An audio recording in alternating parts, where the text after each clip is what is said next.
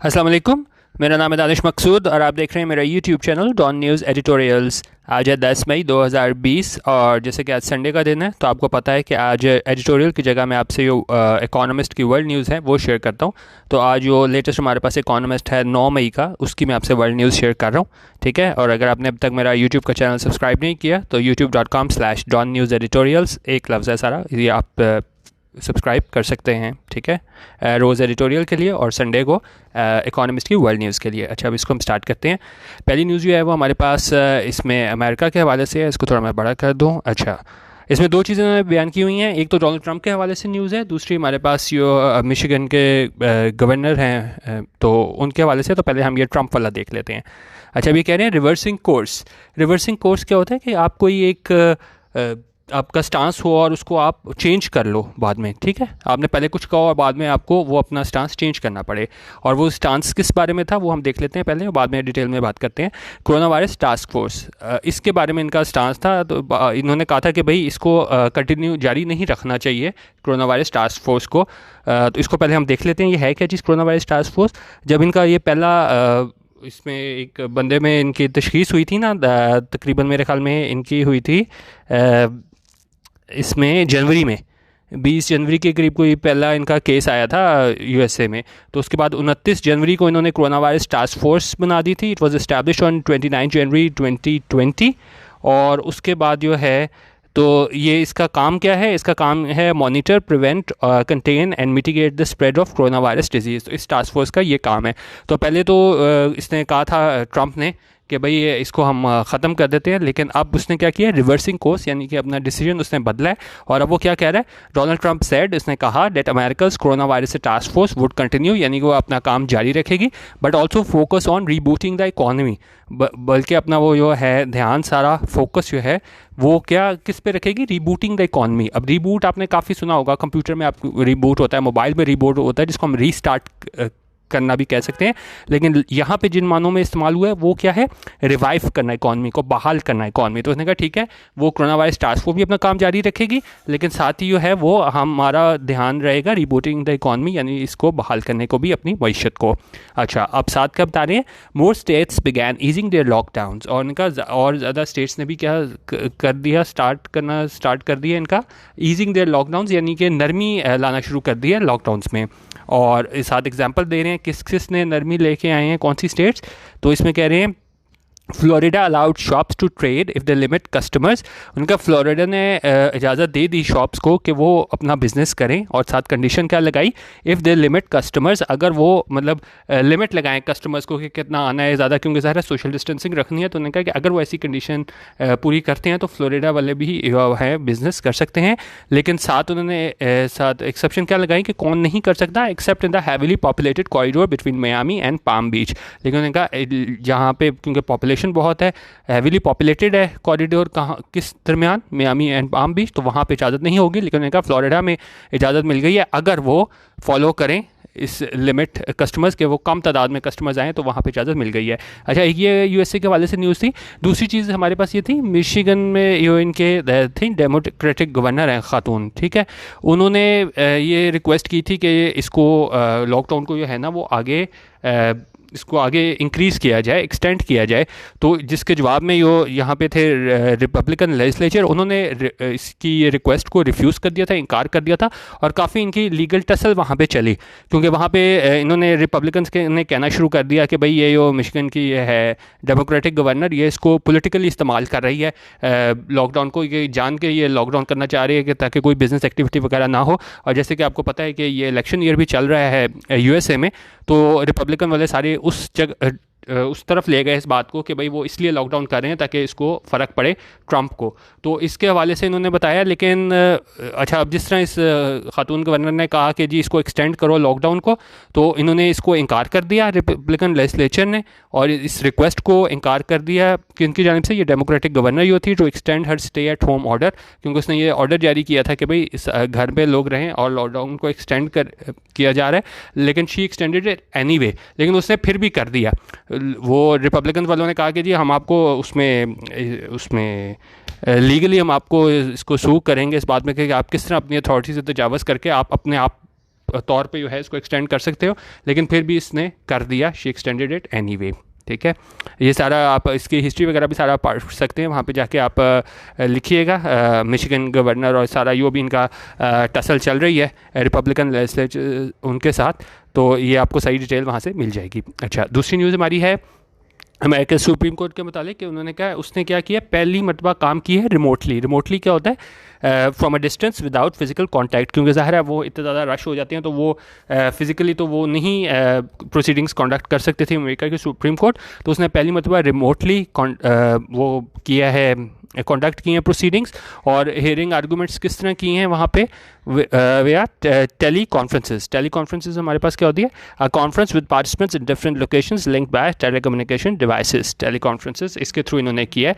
और जिस तरह हमारे पास ये जूम की एप्लीकेशन नहीं होती, लोग कहीं पे भी होते हैं और साथ मिलकर आप उसमें एक साथ मीटिंग वगैरह अटेंड करते हो, तो इसी तरह अमेरिकन सुप्रीम कोर्ट ने भी अपनी जो हियरिंग आर्गूमेंट्स थी वो उन्होंने किसके थ्रू की हैं, टेली कॉन्फ्रेंसेज के थ्रू की हैं। अच्छा, अब हमारे पास तीसरी न्यूज़ हमारे पास है America secretary of state Mike Pompeo. अब इन्होंने क्या कहा है, देयर वाज एनॉर्मस एविडेंस। इनका बहुत एनॉर्मस क्या होता है, बहुत ज़्यादा, very large in size quantity. उन्होंने कहा हमारे पास बहुत ज़्यादा एविडेंस है, सबूत मौजूद है। किस बात का सबूत मौजूद है, that covid came from a laboratory in Wuhan, के ये सारा वायरस है कहाँ से आया था, लेबॉर्ट्री वुहान की लेबॉर्ट्री है वहाँ से आया था। उनका कहना था कि भाई ये कोई कुदरती आफत नहीं है, ये बल्कि क्या है, ये एक ख़ुद साख्ता बनाया गया वायरस है अमेरिका में और चाइना में। तो उन्होंने कहा ये वुहान में क्रिएट हुआ था। लेकिन एक तरफ तो उन्होंने कहा कि हमारे पास इनॉर्मस एविडेंस मौजूद है, बहुत ज़्यादा सबूत मौजूद है, लेकिन क्या हुआ, but did not provide any. लेकिन उन्होंने साथ इस बात का कोई सबूत नहीं दिया। चाइना एक्टेड एंग्रीली, और चाइना ने बड़ा इस बात पे गुस्से का इजहार किया, और state television called him evil. और स्टेट टेलीविजन ने माइक पॉम्पियो को क्या कहा, ईवल। ईवल हमारे पास क्या होता है, प्रोफाउंडली इमोरल एंड विकेड। ठीक है, अच्छा, अब हमारे पास नेक्स्ट न्यूज़ हमारे पास आई है चाइनीज़ जर्नलिस्ट के हवाले से, कि जैसे वहाँ पे उस पर काफ़ी कहा जाता है कि वहाँ पे मीडिया को जो है वो आज़ादी नहीं है, तो उस हवाले से भी उन्होंने बताया है कि एक चाइनीज़ जर्नलिस्ट, एक सहाफ़ी जो कि किसके लिए काम करता था, स्टेट मीडिया के लिए, उसको 15 साल जो है वो जेल हुई है। और वो किस लिए हुई है, for picking corals and provoking trouble, कि ये प्रोवोक करने पे, ट्रबल प्रोवोक करने पे इसको हुई है, एंड ब्राइबरी। इन बातों की वजह से, पिकिंग कॉरल, प्रोवोकिंग ट्रबल और ब्राइबरी की वजह से इसको 15 साल कैद की सज़ा हुई है।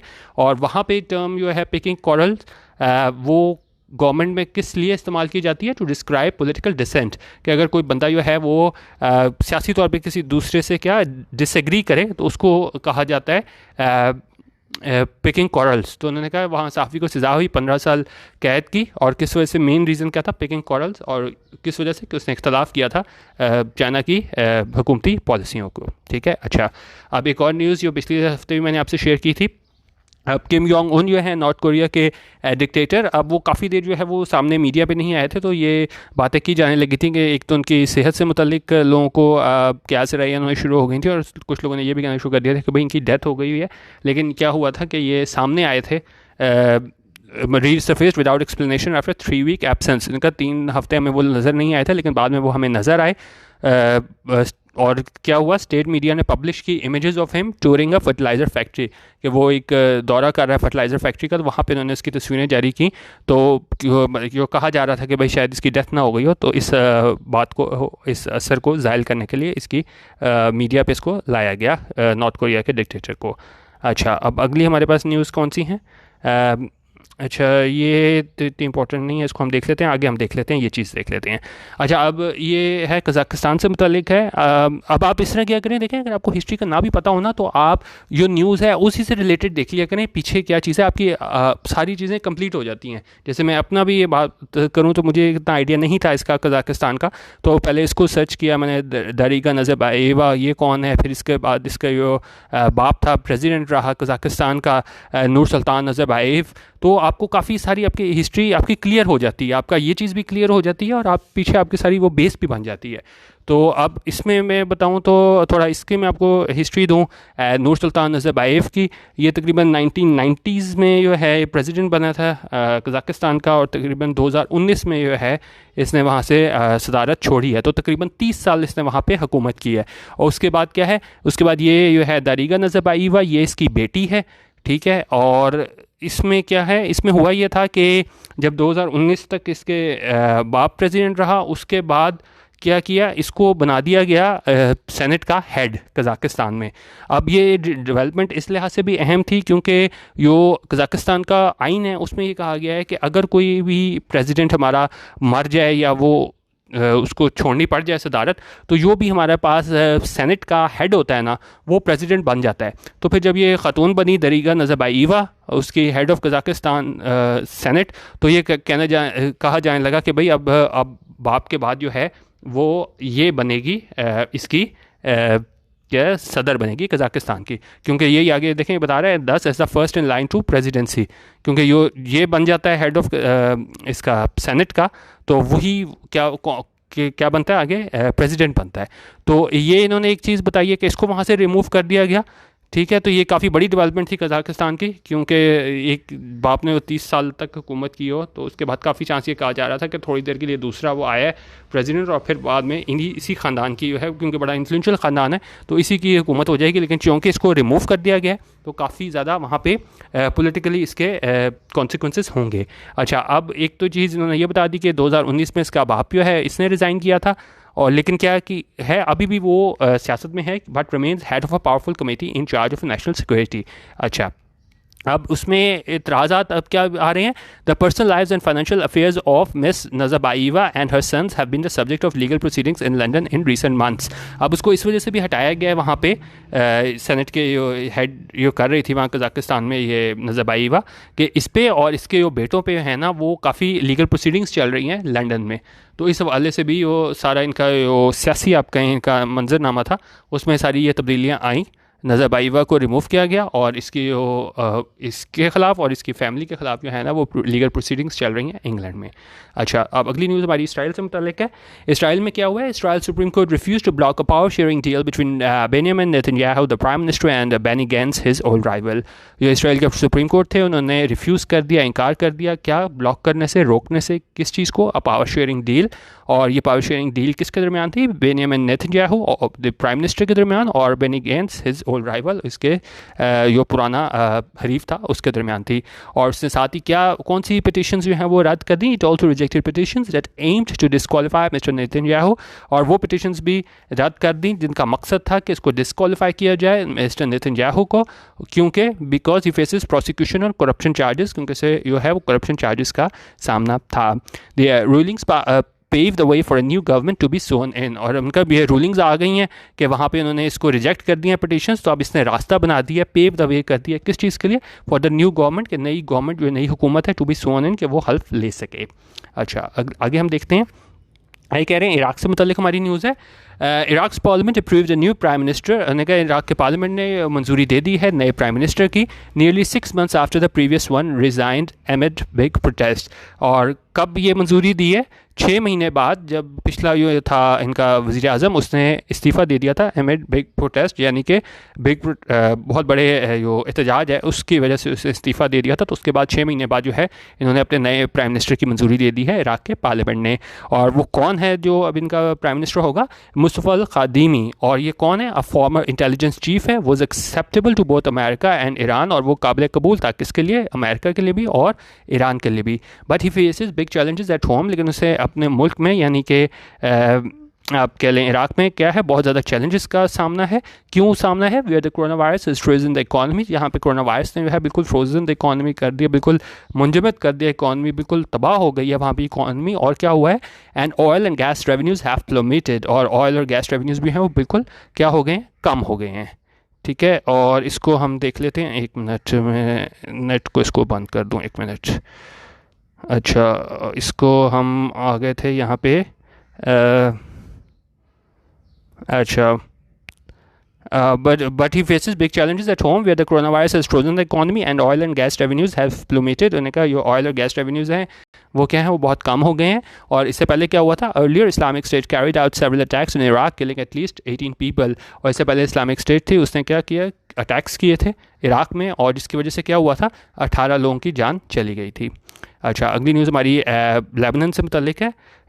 इसमें हम पहले कैश ट्रैप देख लेते हैं। कैश ट्रैप होता है एक्सट्रीमली शॉर्ट ऑफ मनी, जब आपके पास पैसे ना हो।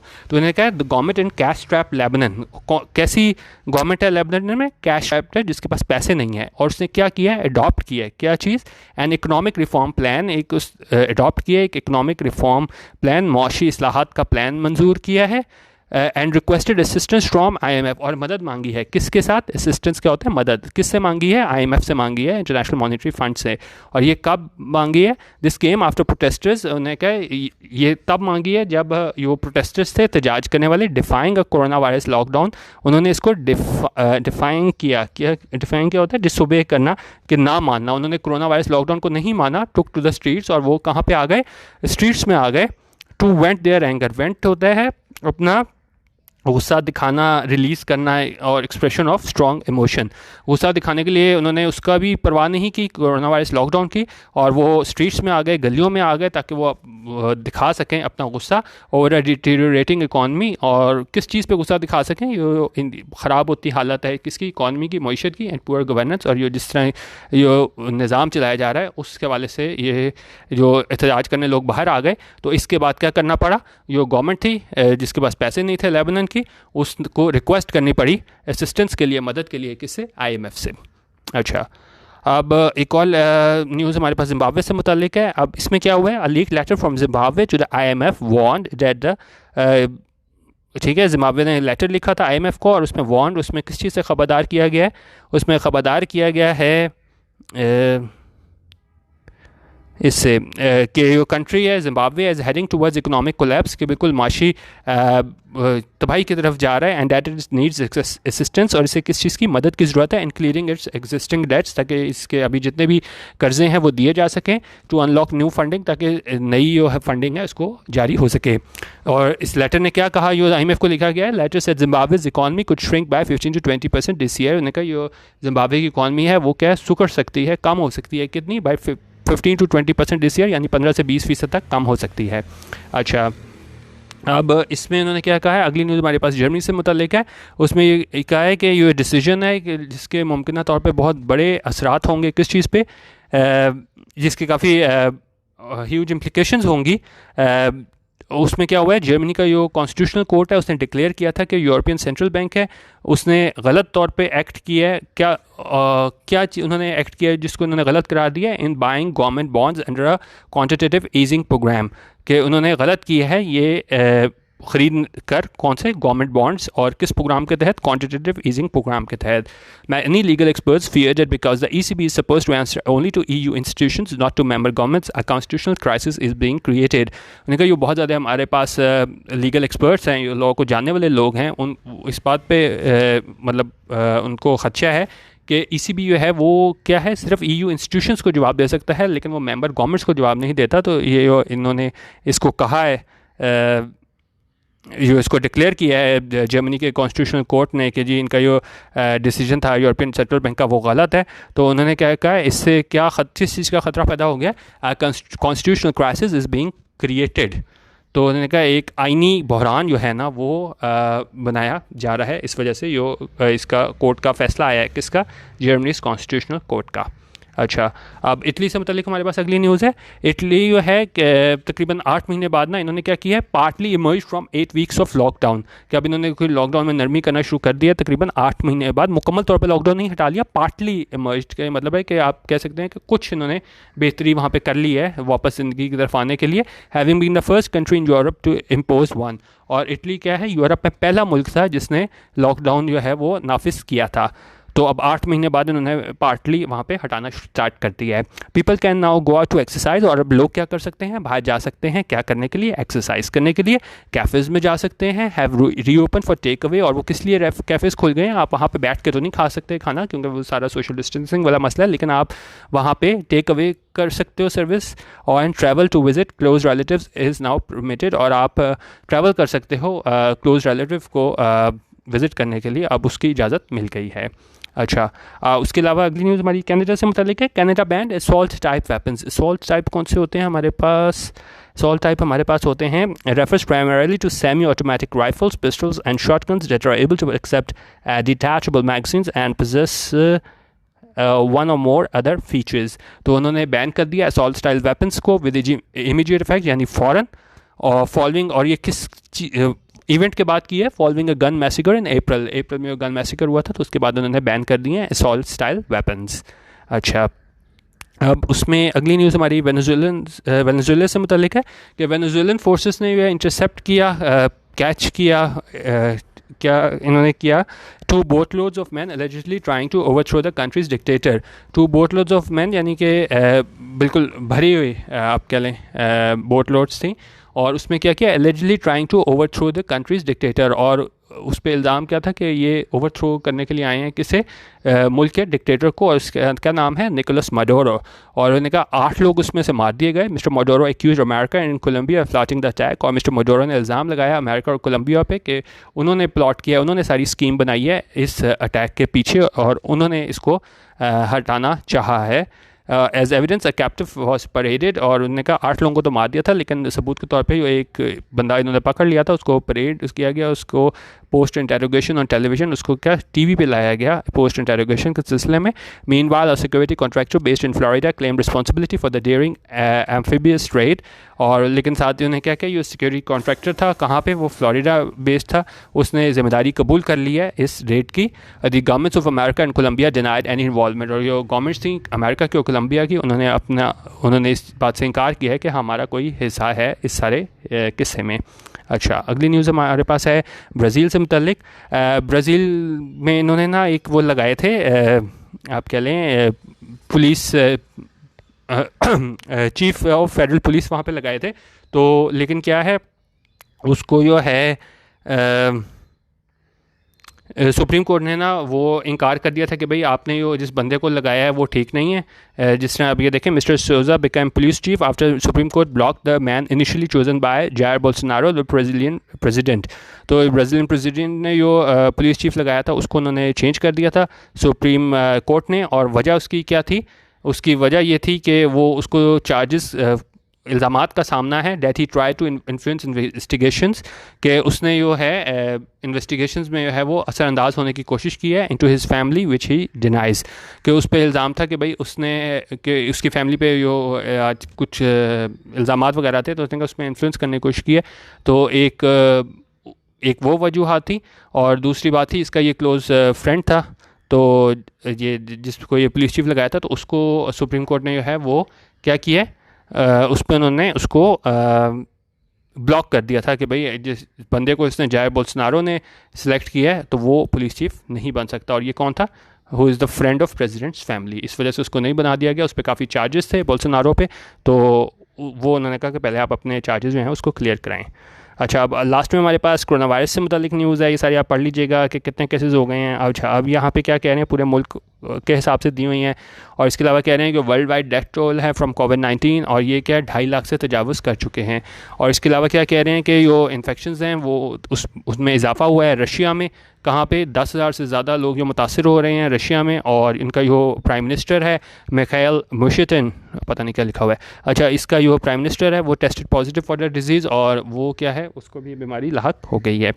आगे क्या लिखा है, आगे इन्होंने कहा है कि जो सना का यमन का कैपिटल है सना, वहाँ पे भी हमें पहला केस जो है वो ऑफिशियली हमें कंफर्म किया गया है कि वहाँ पे भी जो है एक पहला केस हमें नज़र आया है कोरोना वायरस के सिलसिले में। और इसके अलावा ये हमारे पास न्यू रिपोर्ट है नाइजीरिया, सोमालिया और तंजानिया के हवाले से, कि यहाँ पे इन्होंने कहा है, हमें वहाँ से रिपोर्ट्स आई हैं कि वहाँ पे बहुत ज़्यादा तादाद में इजाफा हुआ है अनएक्सप्लेन्ड डेथ्स का, कि मतलब हमें पता नहीं कि किस वजह से उनकी डेथ्स हुई हैं। तो उन्होंने कहा सजेस्टेड, उससे ऐसा लगता है कि जो ऑफिशियल हमें फिगर्स दिए जा रहे हैं कोविड-19 के आर मिसलीडिंगली लो, वो बहुत कम हैं, क्योंकि अब क्या है कि उन्होंने कहा ये अनएक्सप्लेन डेथ्स भी हैं, तो हो सकता है ये क्या है इसी कोरोना वायरस की वजह से ही हो, लेकिन जो ऑफिशियल फिगर्स हमें मिल रही हैं वो क्या हैं, बहुत मिसलीडिंगली लो हैं। क्योंकि क्या है, गवर्नमेंट की कोशिश होती है कि आप इसको थोड़ा डाउन प्ले करो और आप ना बताओ कि भाई ये सारे कोरोना वायरस की वजह से हुए हैं, उसको आप अनएक्सप्लेन डेथ में डाल देते हो ताकि जो फिगर्स हैं वो थोड़े सही लगें। क्योंकि एकदम ही अगर इतने ज़्यादा आ जाएंगे कि इतने ज़्यादा लोगों की डेथ हो गई है तो लोग कहते हैं जी हुकूमत ने कुछ नहीं किया। तो उन्होंने कहा है कि जो गवर्नमेंट के फिगर्स हैं वो क्या हैं, मिसलीडिंगली लो हैं। असल में बहुत ज़्यादा लोग इस वायरस का शिकार हुए हैं। कहाँ कहाँ पे? नाइजीरिया में, सोमालिया में और तंजानिया में। अच्छा, नेक्स्ट हमारे पास है न्यूजीलैंड प्राइम मिनिस्टर के हवाले से न्यूज़ है। उन्होंने कहा है कि जी, क्योंकि अभी उन्होंने ऐलान किया था कि जी हमने बिल्कुल ये कोरोना वायरस फ्री हो गए हैं, इनकी जो थी प्राइम मिनिस्टर, उन्होंने ऐलान किया था, लेकिन उसके बाद उन्होंने अब कहा है कि हमारी जो है रिस्ट्रिक्शंस वो मौजूद रहेंगी, किसके लिए, for some time to come. ठीक है। अच्छा, उसके अलावा जर्मनी में क्या हुआ है, जर्मनी में है वो दुकानें दोबारा खोल दी गई हैं और विद सोशल डिस्टेंसिंग, और ज़ाहिर है 7 कंडीशन उन्होंने सोशल डिस्टेंसिंग की लगाई है।